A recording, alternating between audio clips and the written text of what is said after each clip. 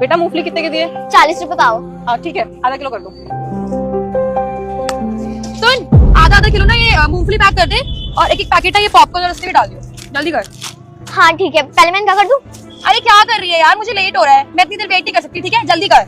आप 2 मिनट रुक जाओ, पहले मैं इनको दे दूं फिर आपको करती हूँ। तुझे एक बार में समझ में नहीं आ रहा क्या? मुझे लेट हो रहा है, मेरे पास टाइम नहीं है, जल्दी कर। कोई बात नहीं बेटा, पहले इनका कर दो, मुझे लग रहा है ये ज्यादा जल्दी में है, इनका कर दो। अरे भाई तेरे हाथों में मेहंदी लगी है क्या? तो जल्दी नहीं हो रहा, जल्दी कर यार, मैं लेट हो रही हूँ। मैम साहब बस 2 मिनट। और ये तेरा एक लड्डू का पैकेट भी ले लो, ठीक है? मैम साहब आपके हो गए? मैम साहब आप कहाँ जा रहे हो? रुको मैम साहब, मैं उनसे पैसे लेके आती हूँ।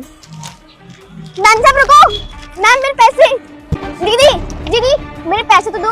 कौन से पैसे? कैसे पैसे? जो अभी आपने मेरी दुकान पे से सामान खरीदा है उसके पैसे। तुझे पता है मैं कौन हूँ? तू किससे पैसे मांग रही है? मुझे नहीं पता आप कौन हो, बस आप मुझे मेरे सामान के पैसे दे दो, फिर मैं यहाँ से चली जाऊंगी।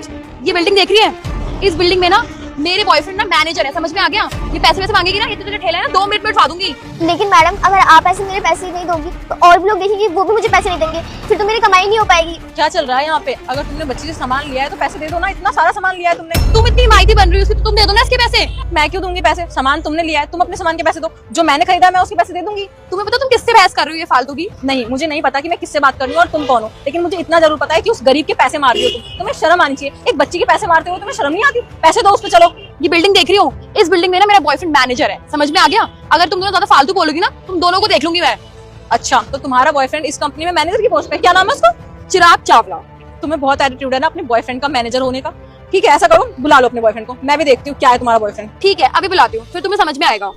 तो ये दोनों मुझे बहुत देर से परेशान कर रहे हैं। मैम आप गुड आफ्टरनून मैम।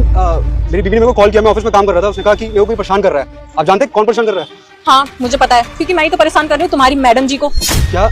मैं कुछ समझा नहीं।